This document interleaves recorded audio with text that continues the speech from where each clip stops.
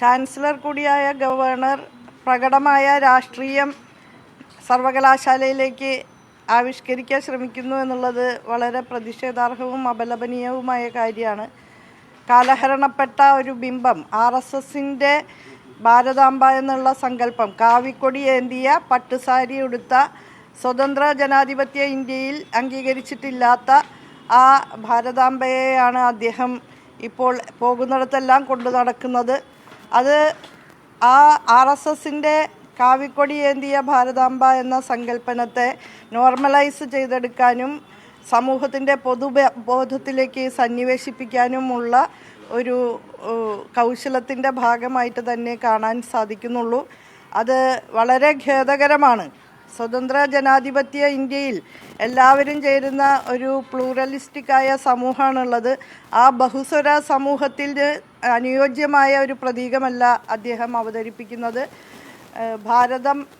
ഭാരതമാതാവ് എന്നൊക്കെ പറയുന്നത് കൊണ്ട് മാത്രം കാര്യമില്ല. വളരെ സങ്കുചിതമായിട്ടുള്ള ദേശീയ ബോധത്തിലേക്കും മതാത്മക രാഷ്ട്രത്തിലേക്കുമൊക്കെ ഇന്ത്യയെ നയിക്കാനുള്ള സംഘടിത പരിശ്രമങ്ങൾ നടക്കുന്ന ഈ സാഹചര്യത്തിൽ കാവി പതാക ഏന്തിയ ഭാരതാംബയെ അംഗീകരിക്കാൻ വലിയ പ്രയാസം തന്നെയാണ് കേരളീയ സമൂഹത്തിനുള്ളത്. കേരളത്തിൽ അത് വിലപ്പോവില്ല എന്ന് തന്നെയാണ് പറയാനുള്ളത്. ഇന്നലെ ഈ പരിപാടി നടത്തുന്നത് ശ്രീ പത്മനാഭ സേവാ സമിതി എന്ന് പറയുന്ന സംഘടനയാണ് ഈ പരിപാടി നടത്തുന്നത്.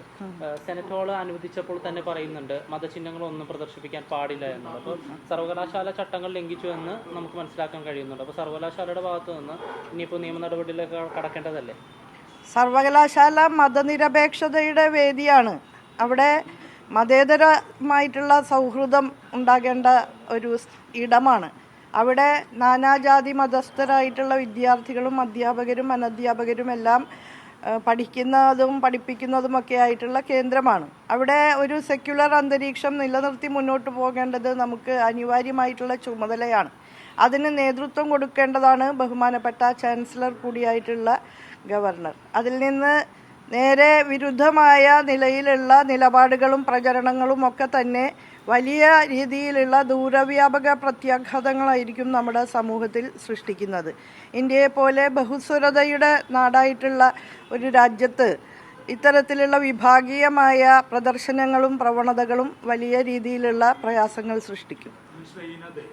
സർവകലാശാല എന്ത് നടപടിയായിരിക്കും സ്വീകരിക്കുക? ഒരുപാട് കേടുപാടുകളൊക്കെ സംഭവിച്ചിട്ടുണ്ട്, വലിയ സംഘർഷമാണ് ഉണ്ടായത്. അപ്പം സ്വാഭാവികമായും അതിനെതിരെ നടപടി, അനുമതി നിശ്ചയിച്ച ഒരു പരിപാടി വീണ്ടും നടത്തുന്നു.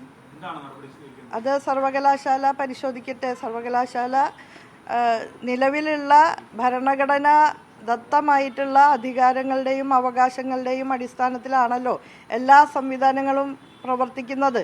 അതിന് അനുസൃതമല്ലാത്ത വിധത്തിൽ, അതിന് വിരുദ്ധമായ വിധത്തിൽ എന്തെങ്കിലും നടന്നിട്ടുണ്ടോ എന്ന് നിയമപരമായി പരിശോധിച്ച് നടപടി സ്വീകരിക്കേണ്ടത് സർവകലാശാലയുടെ ചുമതലയാണ്.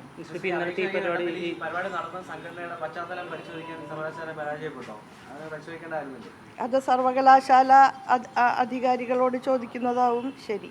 ഇപ്പോൾ ചാൻസലറുടെ നേതൃത്വത്തിലാണ് ഇത്തരത്തിലൊരു പരിപാടി ഇന്നലെ നടന്നത്. അപ്പോൾ പ്രോ ചാൻസലർ എന്ന രീതിയിൽ ചാൻസലറുടെ എതിർപ്പ് അറിയിക്കുന്നുണ്ട്, ഏതെങ്കിലും രീതിയിൽ കത്തയക്കുന്നുണ്ട്, എതിർപ്പ് രേഖപ്പെടുത്തിയിട്ടുണ്ട്.